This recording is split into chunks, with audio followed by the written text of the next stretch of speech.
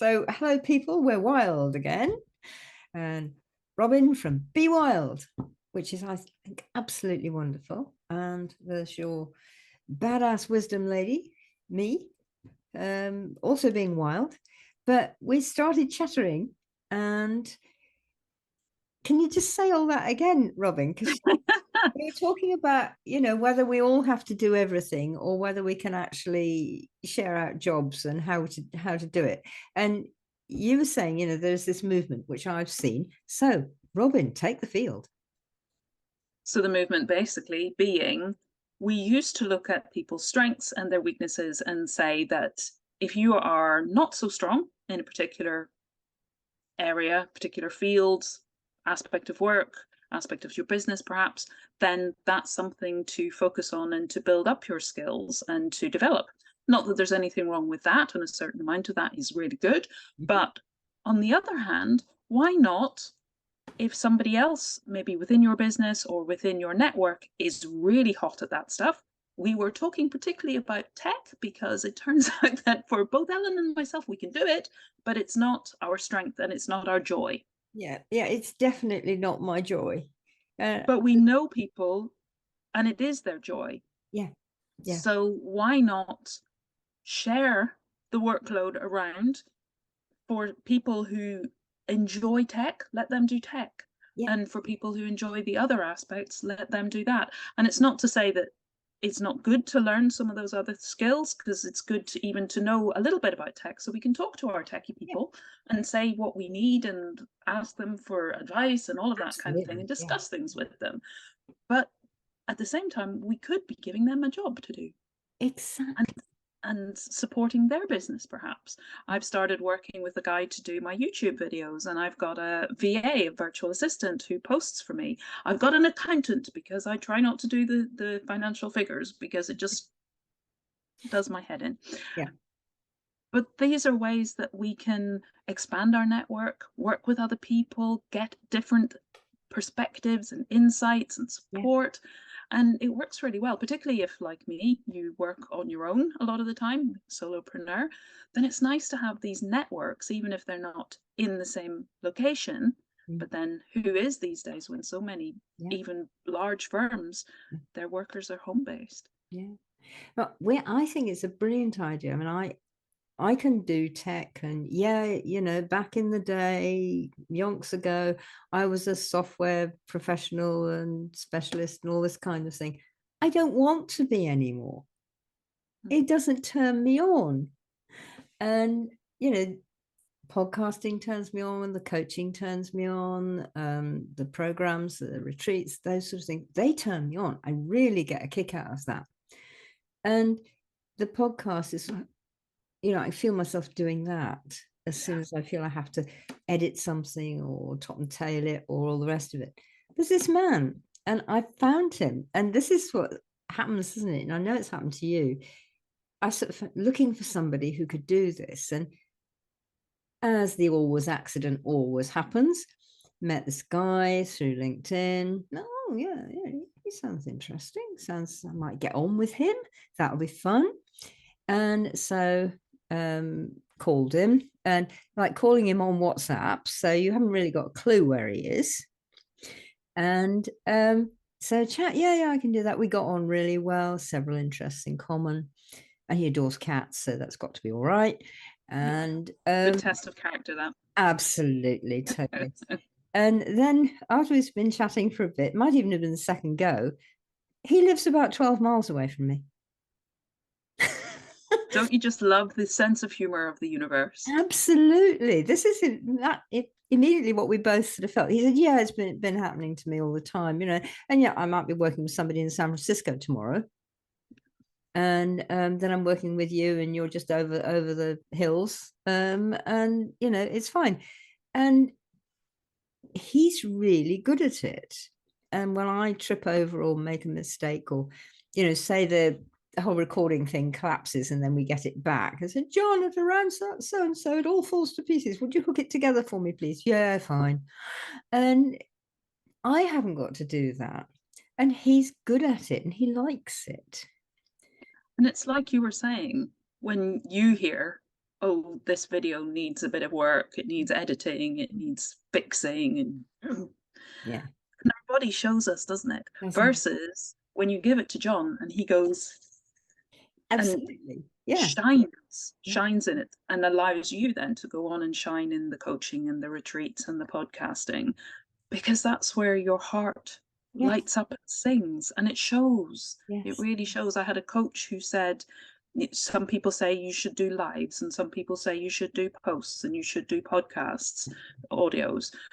But find what works for you, because whatever one works for you or combination, that's where you shine, and that's where other people connect and light up, because they see your joy. If they see you and you're, I don't like this, they'll pick up Not on working that. with her, no. No, Oh, I don't that's know. not what I'm looking for. No, don't fancy that. No.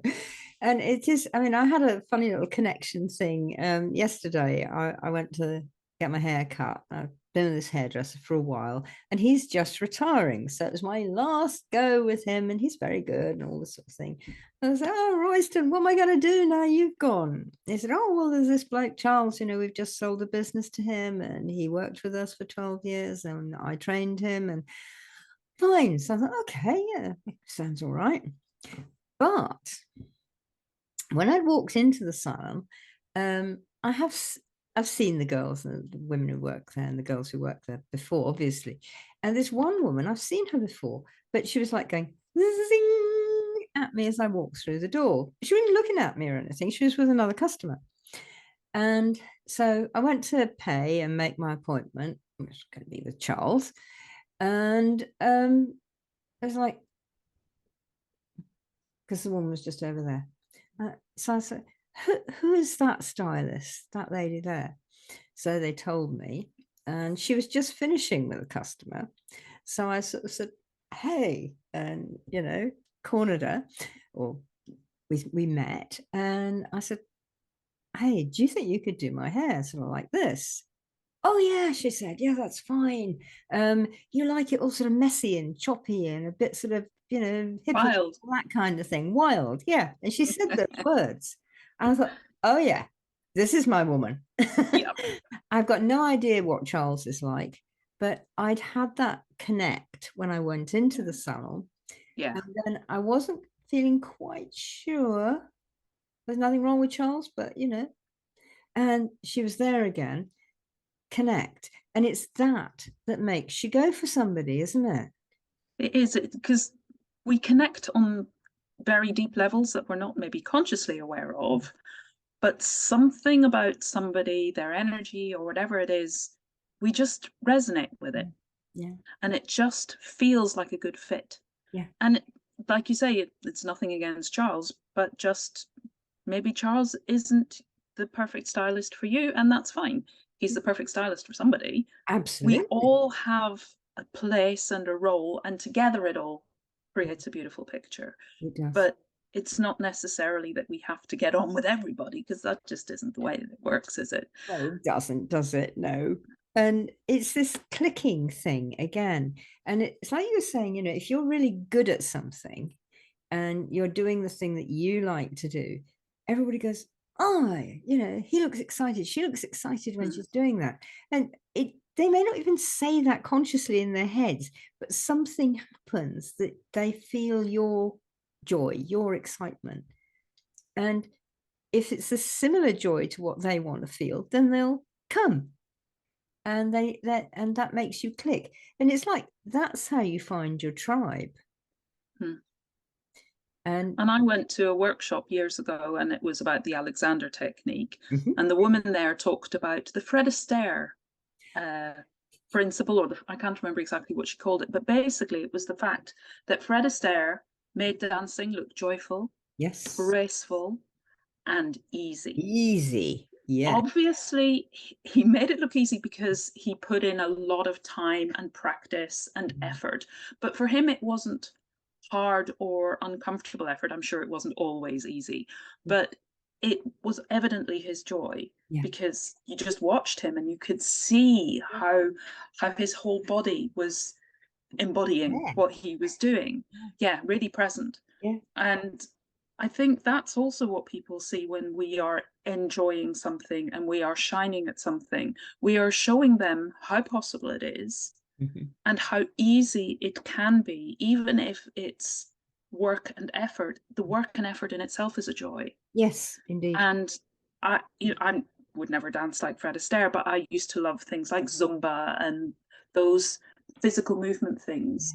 And although they were effort and hard work, particularly towards the end of the session, they were fun. Yeah. And they were connection, community with other people, and there was music, and it was just a laugh. Yeah. And I think when you bring all those things together, if it's the work that sort of you and I are doing for running retreats or running coaching sessions, people want to know that it's possible, that it can be easy, that it can be fun. Yeah. Yeah. And when you're able to be there present and show that, that's also what they're connecting with, like you connecting with the stylist who got exactly what it was that you wanted. She said all the right words, ticked all those boxes for you. And I'm sure it was just because she clicked back to me. It was like, click, and we both clicked. And so it wasn't, I'm sure she didn't work at saying the words. It was just like, oh yeah, I can do that one. And she might have, met somebody else and thought, well, that one's going to be a bit more hard work. Get it just right for him or for her. It's going to be a bit more hard work. And she might still have taken it on, but she might have sort of said, well, maybe you want to go to so-and-so. But again, it's this like, you can actually share your work, share what you do with other people. You don't have to be there, the only answer, the guru of everything or something, because you're Definitely not anyway. No, one size does not fit all. No, it doesn't. No. And we can't, if we're trying to please everybody, we're going to end up being vanilla. But who wants vanilla all the time? And you will end up really not pleasing anybody properly. Because you'll be, oh, well, Ellen's all right. But all right. Yeah, that's just do it a pinch. No, that's not find cutting it. Else. That's really not cutting it. It's sort of like, oh, I can't stand Ellen, or oh, I really love being with Ellen. That cuts it either way. Ellen is Marmite.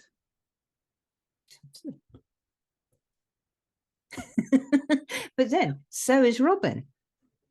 And Robyn is, you're going to really enjoy the way she works, or it's going to be not so much.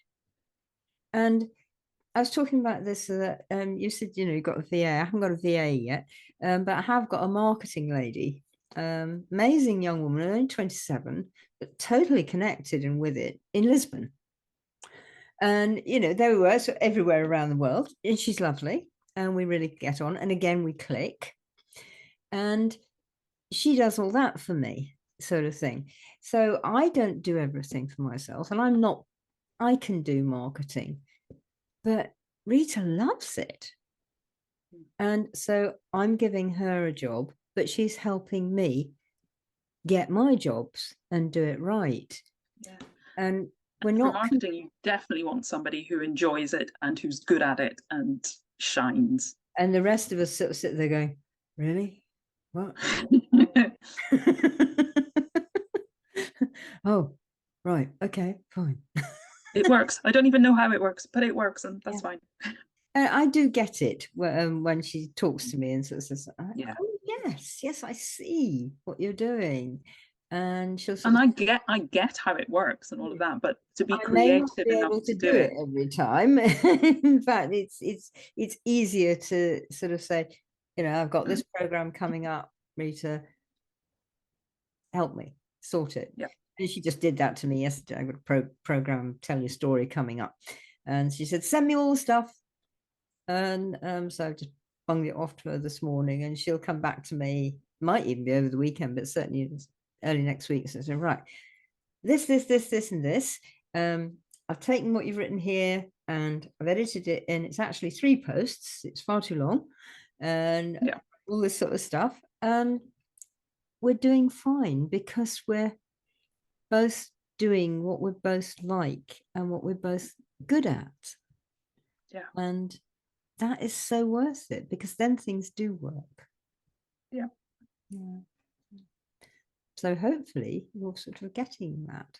But taking us back to our wildness, while we've been chatting, what's been going through my head is wolves. And we're both wolf women. We love wolves. Have you been close to wolves?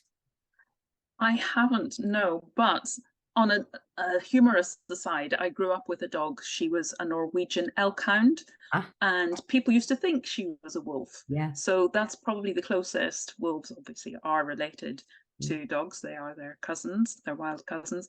But no, I haven't been close. That would be such a magical experience. Well, I can tell you where to go for a really magical experience. Only down to Cornwall.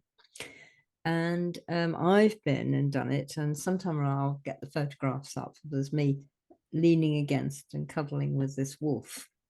And they are timber wolves. And they're not, they've known humans. They know humans well. They live with humans. But they are totally wolves. And the man who does it, he and his partner, they've got this big estate down in Cornwall, and they've got it properly like fenced so the wolves can't accidentally escape and get murdered by somebody. And they've got their own space and they live their way. And they're always very keen to see people. So it's been quite fun. And you come in and he says, you sit right down on the floor, lie down if you want, but get right down close so that you're going to be eye level with them. And you just be there and ooze, wow, and gorgeous and love you and that sort of thing, because they like that. But don't do anything and they will come to you.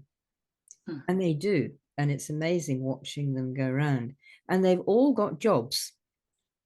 Yeah. And you know, there is the alpha thing sort of isn't really right. No. There is the one who looks after everybody. There is the one who makes decisions, and that's quite often a female in wolf pack too. And there are the ones who are like aunties and uncles who look after everybody else, and all sorts of things. And in the hunting roles, there are the ones who really go for it, and then there are the ones who really come in and bring the beast down for everybody's dinner. And they all know their jobs, but the one who is sort of like auntie to the pups, and that can be a male wolf just as much as a female, is not going to try and take over the job of the one who's making decisions. And the one who's making decisions is not going to go and do the auntie stuff. And she may be the one who says, you and you go after that buffalo. But she may not go herself. And or at least not to the same extent. And sometimes they will.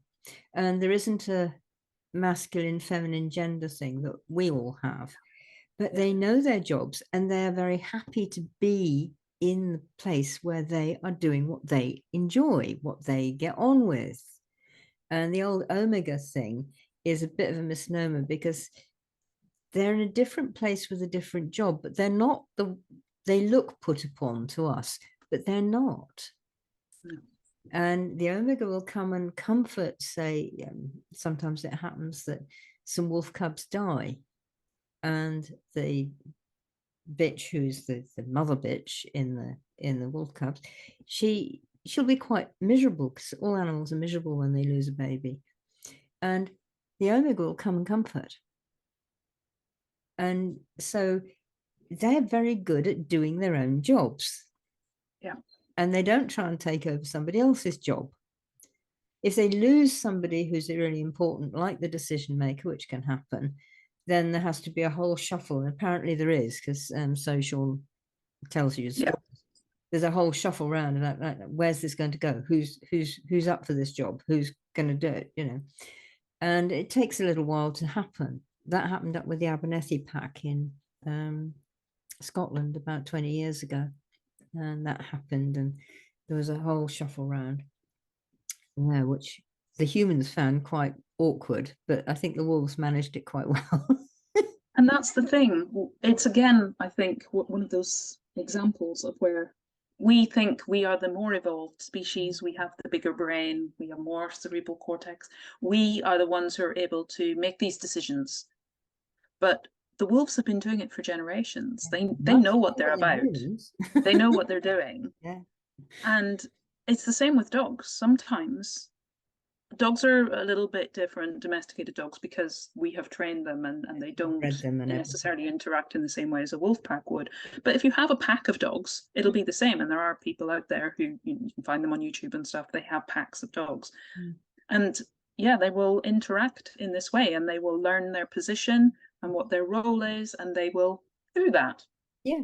And it's the same with horses. Yes, And there's a brilliant guy in Italy who has studied horses living in the wild, because again, we used to think there was an alpha male and an alpha female, and it doesn't work that way. And I don't know that it actually works that way in any animal society, because there are a lot of animals that live in groups, in societies.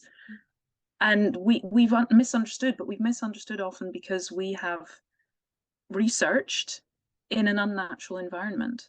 So we've researched a pack maybe in a safari park, or pride in a safari park, or a pack in a zoo, but they're living unnatural lives. And that's why we see the behaviors that we see, not because that's natural to them. And we also anthropomorphize on them. We've grown up, it's not actually that long. I mean, it's only a little bit over 1,000 years since women were leaders of war, were kings, were rulers, were judges, were all of this sort of thing. But we've got very used to that. So, men do that side and women do the other side, kind of thing. And we've still got it even a bit today. It's getting better, but we get that thing. And then we put it on an animal. And it doesn't necessarily exist at all. And my friend in Scotland, she's got a little herd of horses. And there's an Arab mare, she's 13 or 14 now. And she was a brood mare all her life, but she's now come out of herself because she's got a nice place to be. And she's got her young horse now, because Dancer's now 5. And she's also got a young Arab gelding who's about 7 or 8, and a young Suffolk Punch who is about 5. And huge. I mean, he's an enormous golden. They're big draft horses, yeah. Golden blonde mane and tail and gorgeous golden fur. And he's very handsome, but he is vast, and he is, relatively speaking to the Arabs, slow. And when she first got them together, and she first got a place where they could all be out together, and she natural grazes them, so they've got sheds they can come into when they want to, and they go out in pastures when they want to. And the mare and the 2 Arabs and her foal and the young gelding, they'd been together, so they were out there first. And then George, I love it, the Punch is called George. I mean, fits. Yes. Oh, yes. So yes. So George arrived, and he knew the gelding already, but he'd had to go and live somewhere else for a little while. And so he came and said, "Oh, there's Abe, whoa, yeah." So, and he went to the field, and he was all like, "Oh, hey guys, I've just come to join you. Isn't it fun?" And the mare went onto him. And he's like, "Huh?" And she checked. We've got him on video. She chased him around the field for about. I can't imagine that, this beautiful little fine Arab. Yeah, half his chasing this massive great Suffolk Punch. Yeah, and she's right on it. And George is there like, "Oh shit, oh shit, oh shit," and he's seriously running, and he sort of thinks he's got somewhere, and he sort of stops and pants, and then, "Oh my god, she's coming again!" And she ended up, she chased a lot of them around, including her foal. And then she was, how Arabs prance, where she was just, "Now I've got my place. Now my herd is sorted. My boys and my baby it's gonna work." And she is the boss. But if there's a problem, the one she goes to is George. And there's been like a terrifying black plastic bag blowing on the hedge next door. Yes. Oh, the horse-eating black plastic bags. Absolutely. Yeah. They're Legendary. they're particularly vicious in Scotland, it's awful. And so, she'll sort of sit there and she literally said, "Oi, George, come on, deal with that." And he does. Yeah. And they've all got their jobs, and Abe is very often a lookout. He's also the uncle. When anybody's got a problem, George comes along and he'll tease you a bit, but he also is like, "Come on, it's all right. It's going to be okay." And they know where they are. They know what their jobs are, and they're very happy in them. They're not trying to climb any ladders. Yeah. I once went to, I don't remember the name of the place, but it's in Guildford, with James French. Oh, James Of the French, I love the man. I know him quite well. He's gorgeous. Yeah. Yes, yeah. And Main he was chance. teaching us main chance. That's it. He was teaching us exactly that, because he had one horse who was quite a bossy, I know it all kind of horse, and this other horse that was just calm, very steady. And he said, "Which one do you think is the boss?" The Calm and the steady one. Because anytime the other one was actually quite nervous and anxious, which is why he was so big in himself, and I need to be constantly dealing with everything, whereas the calm one was just, it's fine, it's just chill. Yeah. And anytime the one got anxious, he would go straight to the calm, steady. Yeah. Everybody looked to that one for his leadership, because he had this air of, "I can do it. Yeah, just follow me. Everything will be fine." Yeah. So again, it's that, what are we giving off? What is our energy telling people? Is it telling people that this is fun and this is joyful and this is easy, and yeah, you can do this too? Yeah. Or is it telling you we need to be anxious? And I have two horses here. One of them is that anxious boy who prances around, and he moves like he thinks he's an Arab, but he's not as tall as a Suffolk Punch, but he's a bit chunky. And I have a warm blood who's an ex-brood mare as well. And you would think, there's only the two of them, so it's a little bit different, but you would think that she was the bottom, because he pushes her around all the time. But if she decides that she's going off for another piece of grass that's in another field, he's like, "Don't leave me behind." And if he gets nervous, he looks to the cam. So that'll either be me or it'll be her. Yeah. Yeah. And he hates cattle. We've got cattle neighbouring in the fields at the moment, and they're bellowing. Oh, yeah. Because they're Highlands or something, big shaggy brown ones. I haven't seen them. My husband was telling me. And he doesn't like cattle. They make him very nervous. I don't know why, what his past experience might have been. But he's right in your face going, "Save me." Yeah. There's a big mooing thing somewhere in another field. Yeah, and it might come through here, and I'm frightened. It's more scary than a black plastic bag. It's true though, and a much smaller experience. I've only got one cat at the moment. I used to have two cats, and in particular, I had this pair of gingers, and there's a boy and a girl, and they were brother and sister. And you could tell because they'd got exactly the same markings on. But he, for all intents and purposes, was a Maine Coon. So he was huge, long hair, big, gorgeous. I mean, the most beautiful thing ginger Maine Coons are. But it was obviously wasn't pure, because she was about 7 pounds weight on a fat day, tiny. But the markings were the same. She hadn't got long fur, she got short fur, but everything else was right. And so you'd think, oh, he's the guy, big boy, big man, big boy, he's the man, and no. And she'd do two things. One is they would play together, and so she'd leap at him and grab him from underneath and threaten to choke him and strangle him and come on, play. And say, all right. So she'd let him sort of like stand over and they were playing, and then suddenly she'd start screaming, and I'm sure she was screaming, "Rape, murder, rape, murder, rape, murder."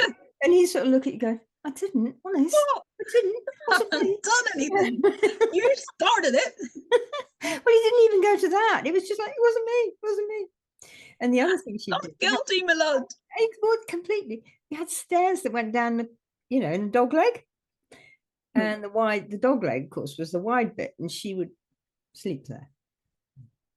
Oh dear, I can see where this is going. And he'd be at the top, and oh,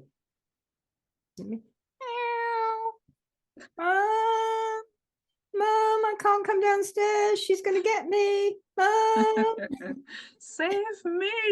And she would, she'd be asleep, and then she'd wait until he'd sort of come all the way down to her. She'd be looking like she was asleep.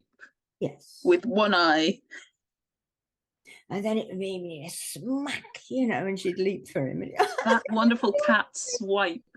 Because we had a dog, which is how I knew where this was going. We had a dog and a cat at the same time. And the dog adored the cat. The dog was a collie kind of dog. Yeah. And I think it thought that the cat was sheep or something, because it just used to follow her around with these big doe eyes. Wasn't even hurting her. It was just, oh, I adore you. Tell me what to do. You are my goddess.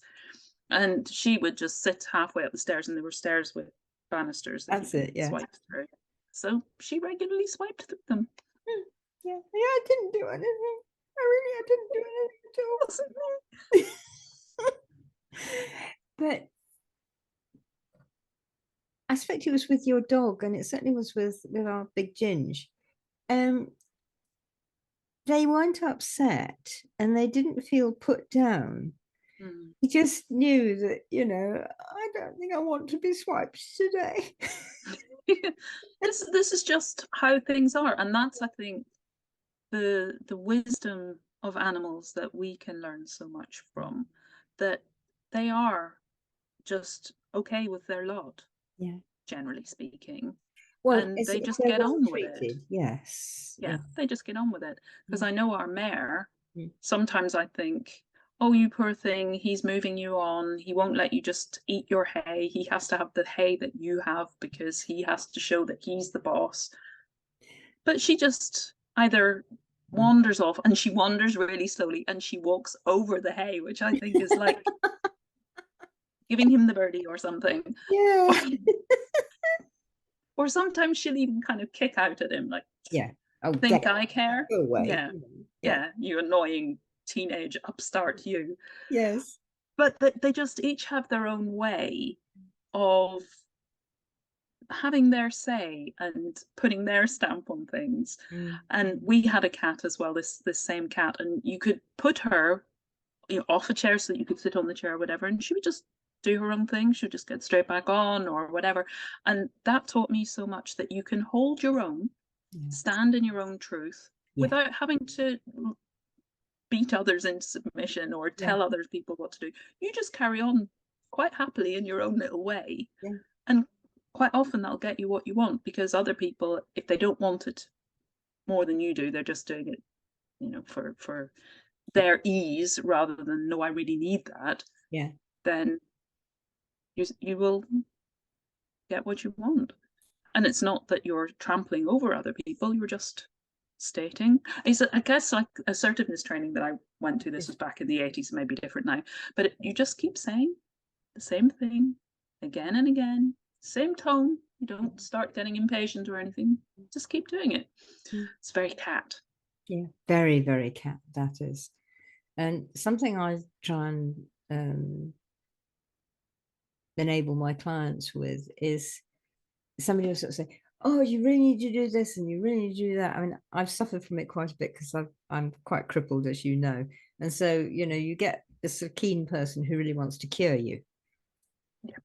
And, they've probably only been studying this for 18 months, and you've been living with it for 30 years. So you sort of go, right, yeah, okay. And, or somebody's telling you something, and you really should be doing this. You're doing this for your marketing or whatever it is. And you sort of say, that's not my bag. Yeah, that doesn't work for me. Yeah. I don't feel like that. I don't need to buy into that, any of those sort of things. And we don't need to explain it, do we? We can just say, Not at all. no, thank you. Yeah, not for me. Thank you. Not for me. Yeah. And often I think it happens when people get they're insecure, like, like your horse, and Yeah. they've got to push it. They've got to show it. So they've got to tell you something. And it's like they've almost sort of got this sort of shield around you, and it just sort of washes off. It's like rain, you're inside, and they're sort of pouring the rain down on you, and you're just like, no, that's fine, yeah, but not for me. Yeah, whatever, but not for me. And it will get you eventually. Some people take longer than others, but it will get you that they accept that you are you, and you don't have to listen to their arguments. You haven't got to argue against them. I think that's a big thing, isn't it? You don't have to argue against anybody. And if you do, then it's that push thing that Yeah. if you push against them, they'll push back against you. So it's like with the horse, that they're just staying who they are, just calm and present. Mm. And you just see that this isn't going anywhere. It's not getting me anywhere to keep pushing. I'm just, Give up. Yeah. I'm not getting any feedback that's feeding my pushing. What I am actually getting is feedback that's helping me to be calm, that's helping me to be present, if I choose to join that, which is like what Reiki does. Yeah. It's basically holding that calmness and that joy and that love and inviting somebody else to come into that with you because of the benefits that has for our well-being. But that's what actually, it's like the hare and the tortoise. That's what wins the race. That's what gets you what you want, not the pushing. The pushing might get you what you want some of the time, but it won't ultimately get you to a happy place. No. And it gets you very tired and very frustrated. And you just reminded me, which is sort of taking us back to James French again. My friend down the road, she's a horse whisperer, so we're all horse people together. And she and I both like James French's methods, but it's something that we'd actually both done before we knew about him, because he does it and he teaches it so well, and he's taking it all around the world, which I think is utterly brilliant. And he's a lovely bloke. But one of the things you see, and particularly in the promotion videos, is that he's just sitting there being calm, and with other people that he's training and teaching, and they're being calm, and all the horses lie down. Now, people may not realize this, but horses don't lie flat out easily unless they know they're safe. I mean, as a prey animal, you are absolutely asking for it if you're flat out like this. Yeah. And in a herd, one will always be sitting up as lookout. Or standing. Yeah. And the others can then lie down. Well, I just had a retreat here, which is absolutely fantastic this past weekend. And we took the participants down to my friend's place. We were actually doing stone circles. So we went up to the 4,000-year-old circle up in the hills above me in the morning. And then we came back to my friend's place because she and her friend have built a stone circle there. And it's not just a set of stones. They asked and were pulled and pushed around to what stones they were supposed to have, and exactly where and which way they were facing, and the stones told them and the land told them. So it is a real working circle. So I went down to see that one, and it's like, it's like that up there, and now it's like this down here. Now, what are the differences for you doing that? Well, all around us in the paddocks around the circle were my friend's rescue horses. And as we came in, we went down to do various things by the stream, and we came back to the circle. And as we came in, I saw one of the horses was flat out in the sun, totally laid out flat. So I said to everybody, right, we've been given a treat today because Dusty over there is lying out and she's asleep. So we're obviously safe enough and feel good enough for her to stay. So we're not going close, because she was quite close to the fence of the around the circle. So I said, we're not going that far. We'll go into the circle, but we won't go right round to her side because we don't want to disturb her. Everybody was fine with that. So everybody went in and they tuned into the circle and did various stuff that they wanted to do and asked and got really, really into it. And Kim and I were watching around, and their energies, they'd gone in, so we're all fussing all like this, you're all really excited. And gradually their energies dropped and dropped and dropped and dropped. And as they dropped, the other horses all lay down around them. And the participants didn't see this at the time because they were obviously really into doing what they were doing. And so everybody came out and I said, now stop. I said, look, they're all lying down. One of them was lying up in watch position, but everybody else was lying down.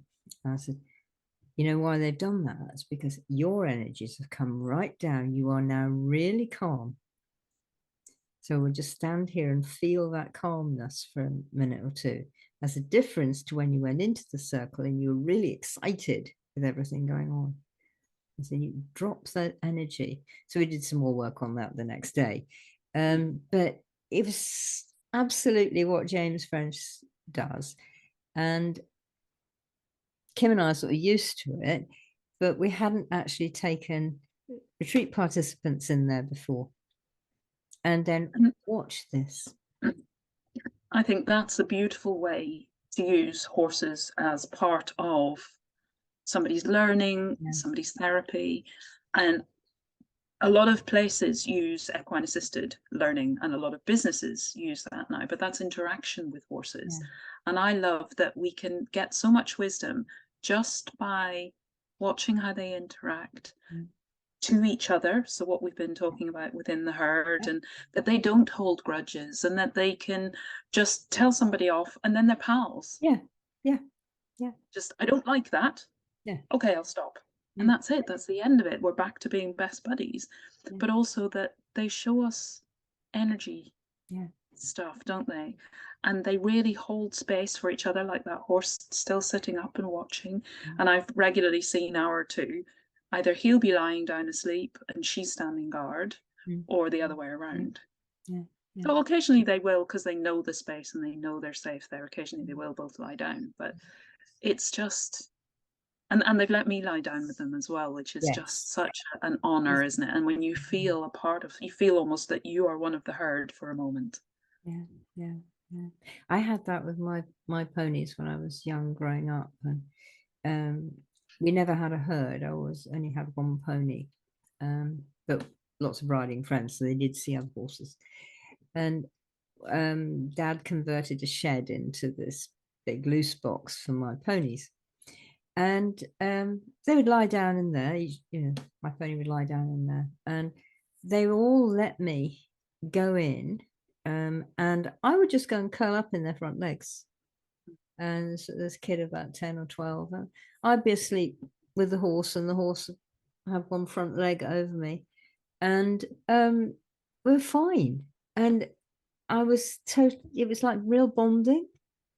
They knew what I was and what I wanted and where I was and that I was safe, and I knew they were.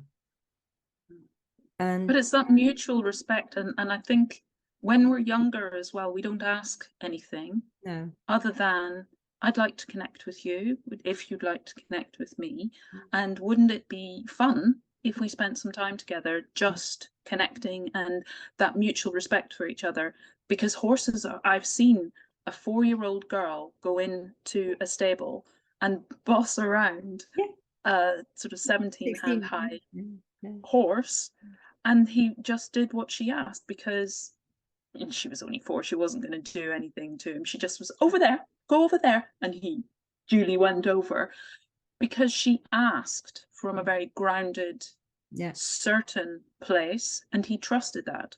It's when we go in uncertain, or we have other motives or fear, they pick up, because what they pick up is that there's something to be nervous about. It's not that they're picking up fear and they're taking advantage of that, but just what's the problem? What's the problem? Where's the danger? Exactly. Yeah, and that is so much. I mean, I've seen it even, well, you probably, lots of us have seen it. You know, a wasp comes into the room Mm. and somebody really has a thing about wasps. They don't like them. And they start waving their arms around. And the wasp is like going, crikey, what's going on? Help. You That know, thing's going to hit me. yeah, and I better hit it first, you know, before I get swatted. And Yeah. so like, calm down. And I've had them walk on my hands. We had a nest of burrowing wasps in the garden last year, and they were quite close to a chair I used to sit on quite often. And if I went and took my lunch out there and I got some cheese or something, and there was like, cheese. They put a piece of cheese down, and you know, they'd be right, sort of like there's my hand there, and there'd be a wasp there, and you just eat the cheese. I was like, "Oh, thank you, okay." And I didn't, I suppose I must have known in a way, but he bite a piece off and take it back into the nest. And it was, whoa, you know, it's almost like, you know, David Attenborough on my front lawn kind of thing. But it is. That's Yeah. what biology and botanical knowledge comes from, just observing and watching. And I love, because I think nature and the insects, that little micro world that we don't tend to see because we're busy, or you know, so much smaller than us, we don't pay it as much attention. But when we can just sit and be still and watch what goes on around us, I love, just, you lie in a patch of grass and you see, oh my goodness, look, there's a spider and there's a beetle. And the beetles, I mean, Oh, there's such a wide variety of yeah, beetles in this country, and what you can find just in a little patch of grass somewhere yeah. is incredible. And they're different and they act differently. Mm, And some mm, of them are solos and some of them are mm. cooperatives who live together. And it's just fascinating watching what's he doing there? Oh, he's got something or another, you know, and then goes off with it. Yeah, And you think, whoa, that's really interesting what he's doing. And we don't do enough of that, unfortunately. I don't yeah. think something I get people to do on the retreats and things. I'm sure you do when they're with you. It's like, you know, no, all we're going to do is lie in the grass and look at it. Mm. See what happens. Just pause, just breathe, just tune in, just notice. Yeah.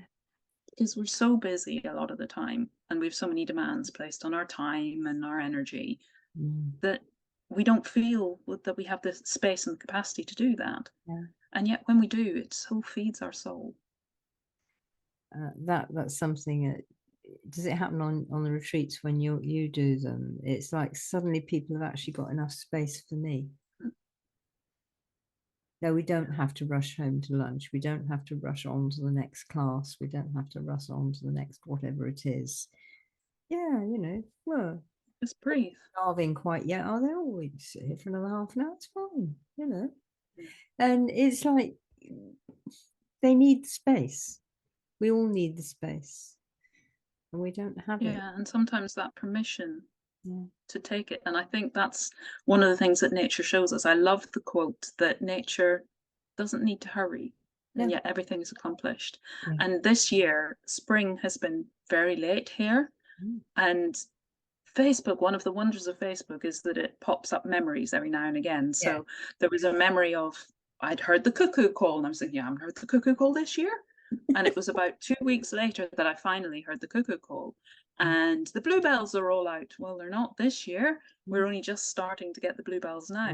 Same here. Or the apple blossom is all out. Not yet. And we're having frosts. And are we going to get any apples this year? Yeah. So it's, yeah, that just stop and notice and give yourself permission, and it will be accomplished. Yeah. Because these things happen, and we have such an instant society, that we have fast food, we have instant entertainment. It's all just there, kind of at the click of a button or whatever. But there are other things that are really important. I love the saying that go into the woods, disconnect from your phone, and actually find that you're the most connected you've ever been. Yes, very much. Absolutely. And in a sense, that takes us back to where we came in. Because if you stop trying to do everything and actually allow other people around you to do some things for you, even give them some With you. with Yeah. them, and have this interchange of what you're good at, what turns you on. You've actually got space to go and sit in the garden and give the wasp a piece of cheese. And enjoy spending time with it. Absolutely. Or whatever. Yeah. Should we stop there? I think that's a good place. I think it's a good place. So we'll see you all again next month.